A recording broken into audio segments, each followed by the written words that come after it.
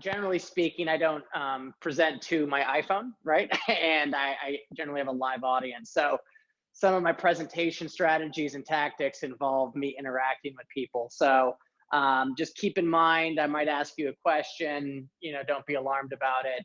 That is to really kind of add a little bit more flair into the into the presentation. So it's not death by PowerPoint. My intent today is to really impart on you and transmit to you a fundamental, management system, an operating system that you can take today and put in your business as early as you want to. And it's wildly successful.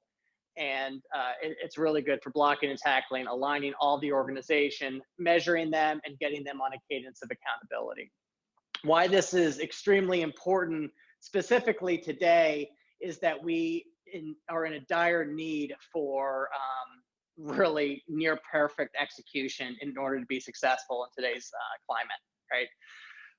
The battlefield known as your marketplace is different. We are dealing with a new type of buyer that we're not accustomed to.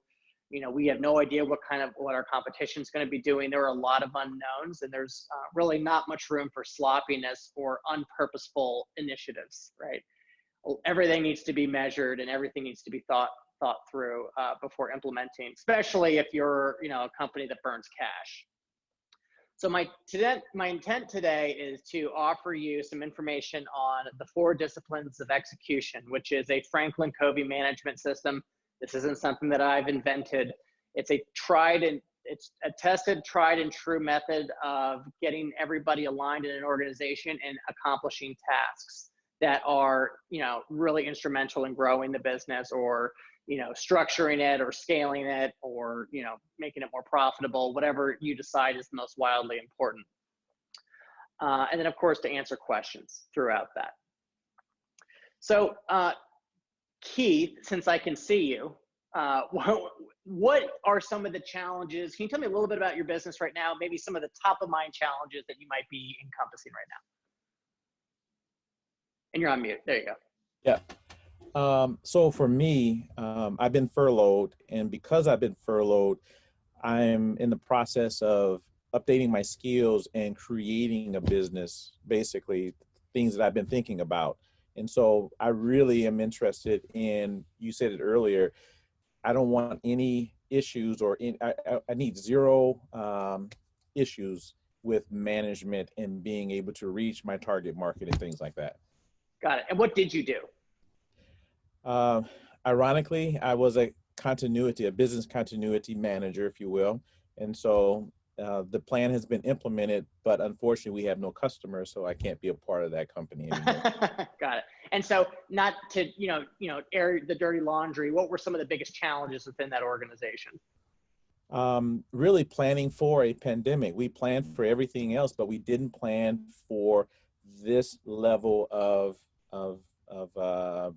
issues or challenges within the market. We didn't plan for no customers. We planned for no data center, for example. Mm-hmm. Okay. So forget COVID, right? Think about business as usual, right? Was this a startup? I'm assuming, since it had no customers? Yes. Mm-hmm. Okay. So were there certain conflicts that your company would hit consistently, right? Or things that you had problems initiating? I'm sure every startup does. Yeah, I think really understanding what the customer wants. And so what I'm doing now is really retooling myself to ensure I understand what the customer wants, make sure I read that back to the customer, and make sure that I deliver on time or ahead of time. Got it. Awesome. Great. Kelly, are you available to answer the same question? What are some of the things that you might have been encountered as problems within your organization? Can you hear me? Yes, ma'am. Okay. So I'm almost in a similar experience as Keith. I currently work at a full-time job, but I'm also learning and starting a business from the ground up. I can say in my current full-time job, I think just alignment along or within the company, I think, is a big issue. just getting on the same page. Accountability is a big thing we're working on. That's actually like our company buzzword this fiscal. But yeah, I just think alignment. I think sometimes things fall through the cracks just because we're not aligned towards the same Absolutely. goal. Absolutely. That's one of the biggest problems is really the lack of alignment or the lack of buy-in with new initiatives. Yeah. When we talk about strategies kind of going forward, you know, people really have two types of strategies, or businesses have two different types of strategies. One is what we're going to call the stroke of pen strategy, and one of which is what we're going to be talking today is about behavioral change strategy. A stroke of pen strategy is, well, you know, we need more customers, so we're going to spend more money on marketing, or we're going to hire more salespeople, or we're going to hire more engineers to develop more code, right? Things that really the only thing you need is authority and a checkbook to execute, right? Knowing that sales doesn't solve everything, you need to really know what you're selling and how you're selling and who you're selling it to, as Keith stated, right? And getting people aligned in those different kinds of buckets.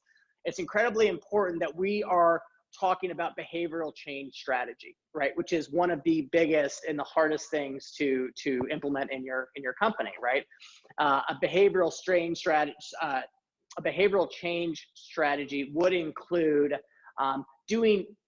changing your salespeople from trying to be rapid closers to just try to get anything out the door, to being someone that is really thoughtfully trying to solve the customer's problem by doing a discovery process, right?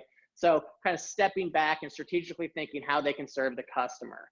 Behavioral change would be saying, instead of hiring a chief operating officer because everything is going to shit within the organization and we're just going to hire a body and hopefully he'll come in and put a cape around his neck and go save the day, we're going to actually sit down and think about what are really the inefficiencies that we see, right? Lay them out, create a thoughtful job description, hire somebody, or try to figure out how we're going to fix this ourselves, right? Because hiring bodies does not necessarily mean you're going to make progress in accomplishing your goal, right? And chances are you're not even going to know if the person's months down the road anyway, right? So it's being thoughtful and purposeful for how you're initiating strategies as opposed to just spending money, right? So when you execute a strategy that requires change, the hardest thing that you're going to have to do is to be continually readjusting and realigning your organization, right? It's like a piano. When you tune a piano, you just don't do it once. The guy comes and then he'll actually retune it again before he leaves that day. And then he'll come back maybe 3 weeks later, and then a month after that, and then 2 months after that, because the piano will continue to get warped because the strings are so used to going in one certain direction, okay? So same with a company, same with human behavior. So the biggest threat to behavioral change is what I like to call the shit show, right? And the shit show is your day job. So, you create an initiative, you say you're going to do this, right? We've all said that this is an extremely important, initiative that we're going to drive. But at the end of the day, next week later, what have you done? How are you going to do it? Are we following the initiative? People usually say no, they haven't done it because they got busy doing their day job. Kelly, does that sound familiar? Yes, very familiar. Right. Everyone's busy, right? That is not something that's new. I don't know one person in the world, on the planet, that's not busy. The unemployed waitress is busy today, right? So really, we're talking about a reprioritization of what's wildly important. So why, what this operating system is designed to do is aligning people and getting them on the same page and getting them to march to accomplish a common initiative, right?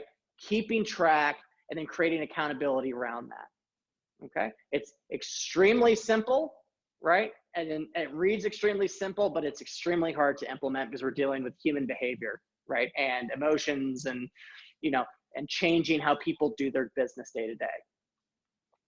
So how it reads, it kind of looks like this, right? it reads right to left, right? If you're looking at this presentation, there's a cadence of accountability that's going to be happening on a routine basis, in which case you're going to be focused on tasks that are going to intuitively move you towards your goal while keeping a scorecard around that to keep everybody honest and accountable. So as I said before, it reads extremely easy. It implements extremely difficult. It's extremely counterintuitive, right? You could be, if you say that operational efficiency is the most important thing that the organization needs to do today. However, there's, a bunch of sales. We have an angry customer that we need to talk to, but I was supposed to have all these reports done. Essentially you're leaving the customer out to dry, right? Or you having to reschedule the customer, or better yet, you're not running to the customer the second he or she makes a noise, right? Because you've identified that, part of your problem is that you have poor boundaries with your customers anyway, right? And the fact is that you need to be more operationally efficient. And to do that, you need to actually reprioritize and how you talk to your customers and setting proper boundaries. Right, so it's counterintuitive to a lot of people everyone thinks the customers are the most important thing. Serve the customer, serve the customer, serve the customers, right? And you might be onboarding a ton of customers, but if everything's breaking around you, it doesn't really matter because you're going to lose your customer anyway. This is designed as an operating system. So once you design your wildly important goal and you've accomplished it, you can pull it out of this operating system and get a new target or new outcome that you want to reach and put it right back into it, right?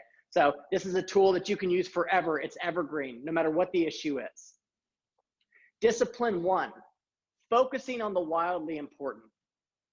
So I would ask this, when you're identifying what the most wildly important goal is for your organization, generally there are plenty of opportunities to fix many different areas. So to do this, I always say, if everything else was to remain status quo, what is the one area of the business that we can change, right?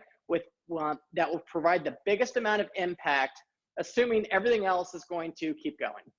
Meaning that customers are still going to get served, and our employees are still going to get paid, right? But we can stop and we can solve this one area of the business, and it might be customer support, it might be sales, but this is one thing that we are going to focus on. Right? All else being equal. Now that doesn't mean you don't work on these other things, but for the purpose of implementing this management system, you're only going to do one WIG at a time.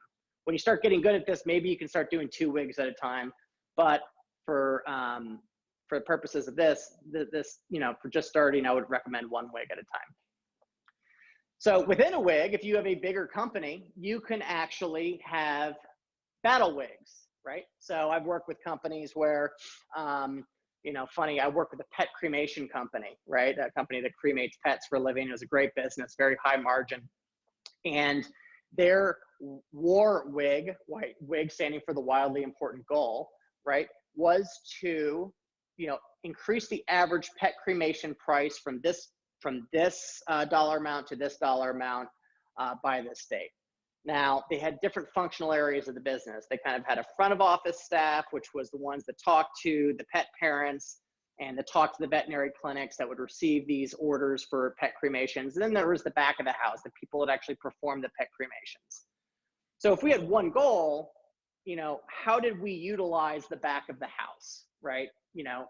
Because when I said, okay, this is our organizational mission, how are you going to contribute to that? They're like, well, we just cremate pets. That's really the salesperson's job, right? And I said, well, yes, I mean, intuitively on a high level, yeah, that would make sense. However, why are the salespeople not able to do that today? Well, the reason why is because the back of the house was so grossly inefficient that they had to do part of the work, or they had to get them most organized. So they had to actually work together and streamline their organization to accomplish the wildly important goal. So they actually had to have their own WIGs in which allowed the salespeople and the front of the house people to become more efficient. Does that make sense? Okay, so the rules of the WIG. No team focuses on more than one WIG at the same time. The battles you must choose must win the war. So meaning if you have a WIG for a department, it somehow needs to connect to the WIG that is the organizational WIG or the main wildly important goal. Senior leaders can veto, but not dictate what the WIG is. Identifying the WIG is designed to be a collaborative process.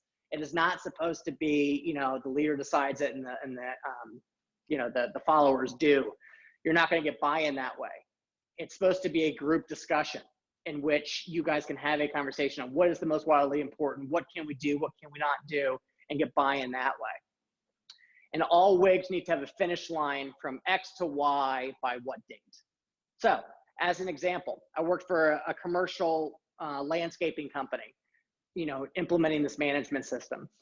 And what they decided, what their WIG was going to be, was they had a horrible incident record report, and their insurance was through the roof because all their employees kept getting injured. So they wanted to decrease the number of incident reports that they had during a quarter from 20 to 15 in one fiscal quarter, 12 weeks. Okay, just so keep that in your mind because we're going to go through the 40X through this. Okay. Discipline 2, acting on lead measures. So you're going to hear me say lead measures and lag measures, right? And so there's a differentiation between the two. A lag measure is, it really is a WIG, right? It is a measure that you put out in the universe that you're not going to know if you hit it until the date that, you know, you reach, you know, the end date, right? So a good example would be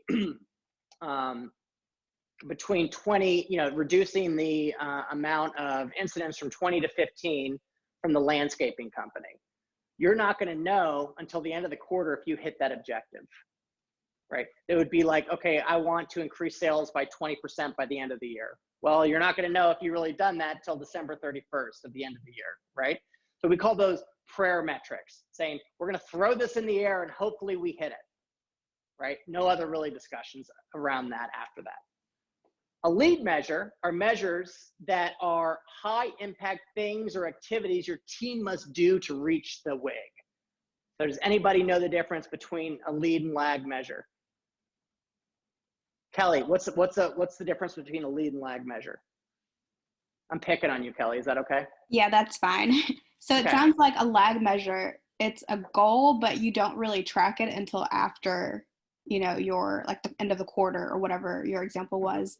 But lead, the lead is actual intentional things you're doing to change or to get to that goal. So you have to do these things or else you won't hit your goal. Is that what it means? Exactly. The lag measure, you really don't know until the end. The data is collected at the end of the timeline that you're putting there. Okay. And that's very good. Lead measures, in order to have a lead measure, right? Discipline 2 is to act on lead measures. A lead measure must be predictive. Okay. So what that means is that without a reasonable doubt, we're going to believe that the lead measures that we're choosing to do are going to contribute to the movement of the WIG. Okay.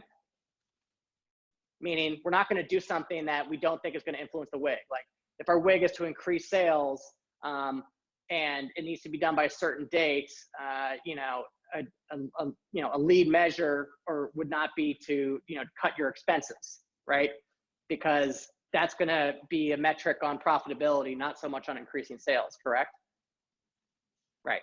So the second is it needs to be influenceable, meaning that whatever WIG group you're in, it cannot be reliant on another group to succeed, right?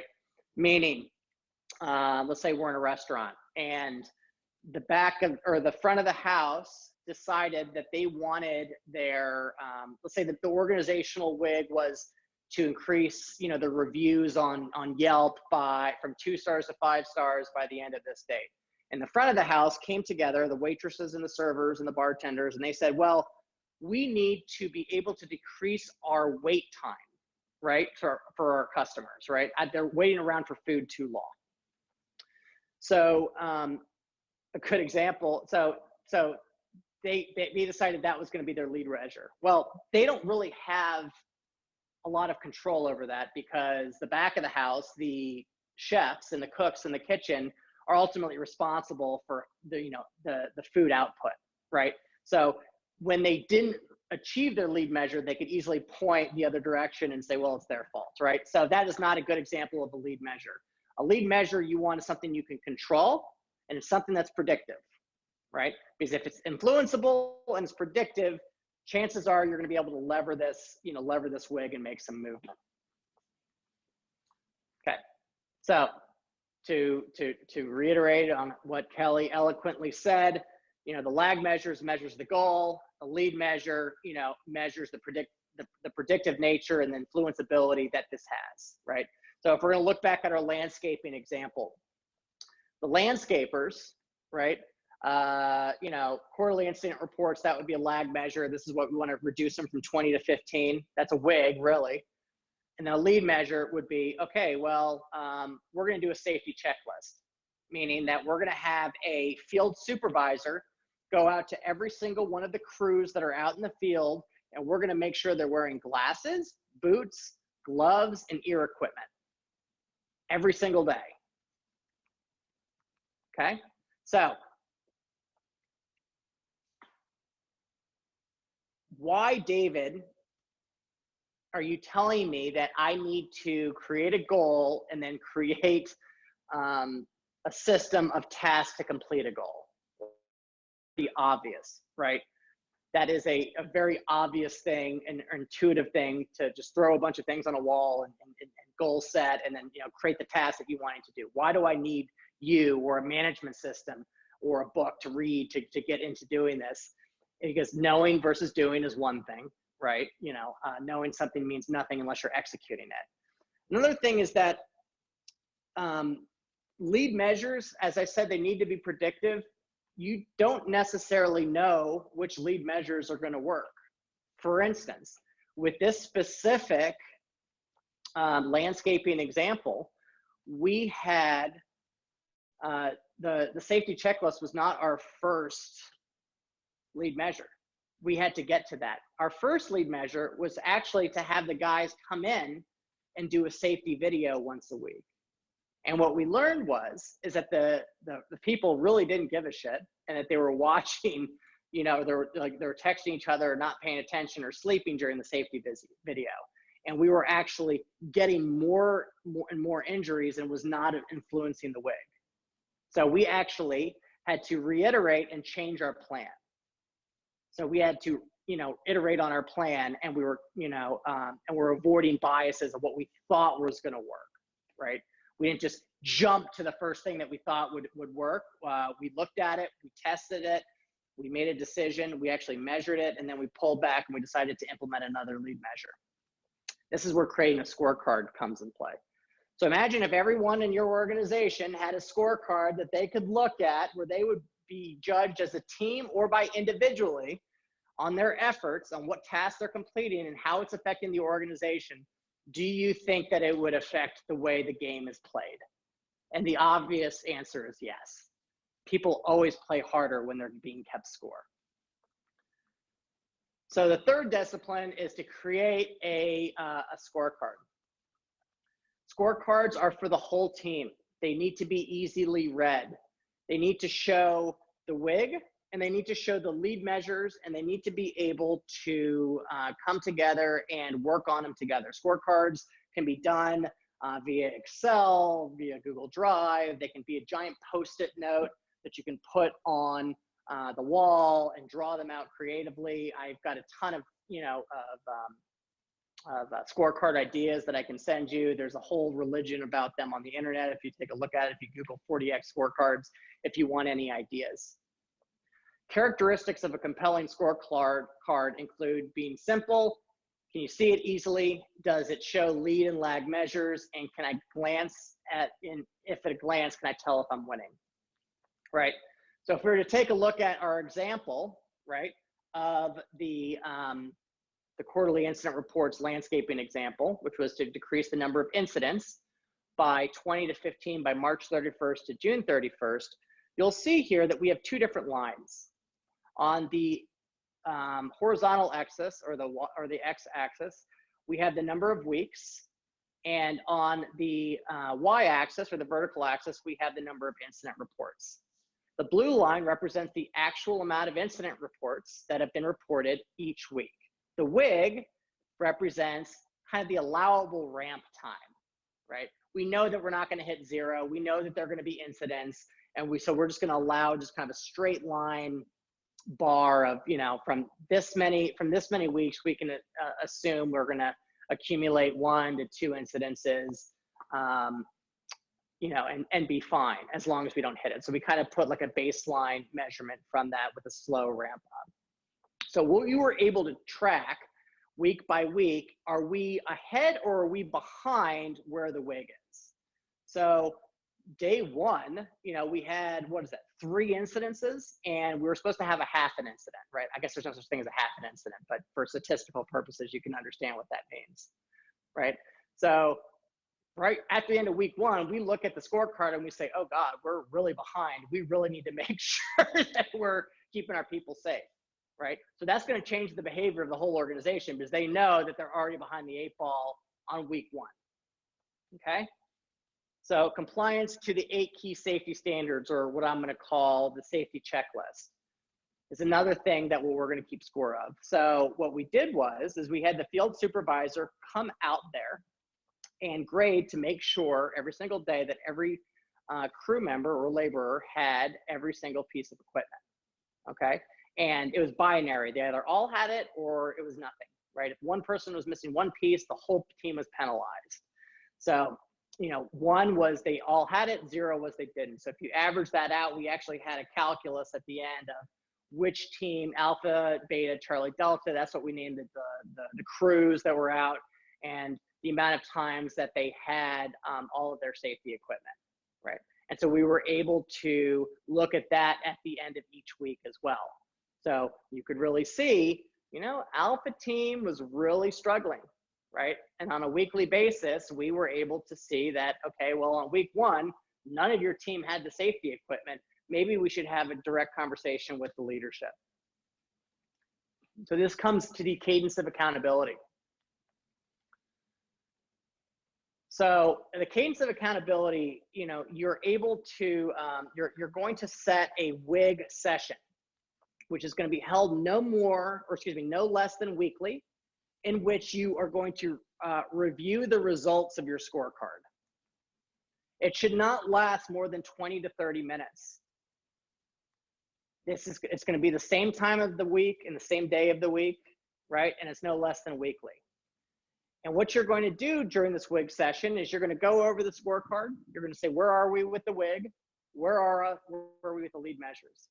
If everybody's hitting the lead measures and the WIG isn't moving, chances are that your WIG or your lead measures aren't predictive. And if you're looking at that every single week, you're not going to have a problem because you're not going to know by the end of the quarter that you totally whiffed your goal. You're going to know probably week 2 or week 3 that what you're doing isn't working, and you're going to reiterate. You see how this kind of works? So cadence of accountability, you're reviewing the scorecard, you're planning how you're going to attack your lead measures. Maybe you're making tasks, or you're keeping yourself accountable with the rest of the team, what you're going to do in order to, to execute on the lead measures, and then you're going to report on last week's commitment. So rules of the WIG session: the commitment must represent a specific deliverable, right? You're not going to say, well, I'm going to work on this. You're like, no, I'm going to finish this spreadsheet that's going to have this data and these insights for us by this date. The commitments must influence the lead measure, and the shit show is never allowed in the WIG session. Meaning, if you come in and you start talking about labor or staffing or a customer or this, that, and the other, you cut it off right there. And you say, this is not designed for this meeting. The only thing that we're talking about is the WIG and our progression towards it. So if you look like it, if you look at it from, from a graphical perspective, you have weekly commitments, right? And during a WIG session that are influenceable, that are going to push the lead measures that ideally are predictive, in which case you're going to move the WIG. So why is this so difficult? Well, in the example of the commercial landscaping company, I had to continually enforce the field supervisors going out and doing the safety checklist. Why? Because they had to deal with screaming clients, because their guys on the other crews weren't doing their jobs correctly. There was a gazillion reasons why they shouldn't have to go out and do these safety checklists, right?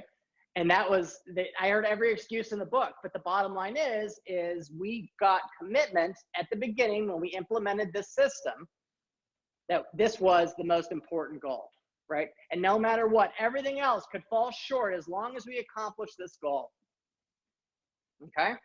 So what to expect? Changing human behavior is a big job, as is implementing the 40X.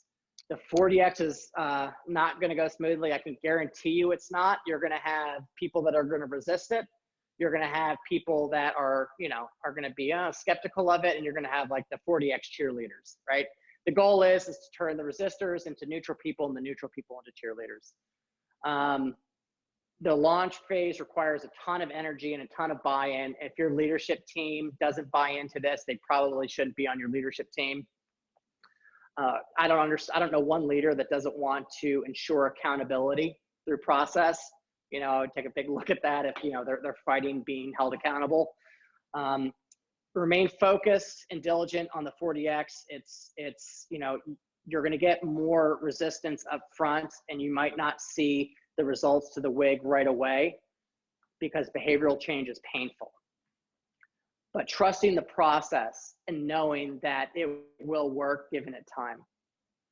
Being able to identify your employees as models, potentials, and resistors is very key. Focus the adherence of the process prior to the results, and to encourage ideas, right? This is a format where you're not going to go there and tell them what their WIG is and tell them what their lead measure is. You're going to go there and you're going to say, where do you think their biggest opportunity is for us to grow is right now? What's the one area we can focus on? Okay, what are the things that your department can do? Okay, what else can you do? Okay, what else can you do? And you go through that process, making sure that everybody's bought into the process. Because guess what? If they're part of the process, chances are they're going to buy in. They're going to buy into it. And I'm going to tell you something. There's something magical that happens. And you're going to know when this is working once you start seeing people in your organization reference things like WIG and lead measure and scorecard, right? And that's a really good feeling. Recognize follow through and celebrate successes, and then turning potentials into models and turning resistors into potentials. So with that, that really concludes the 40X. I would love to open it up for questions.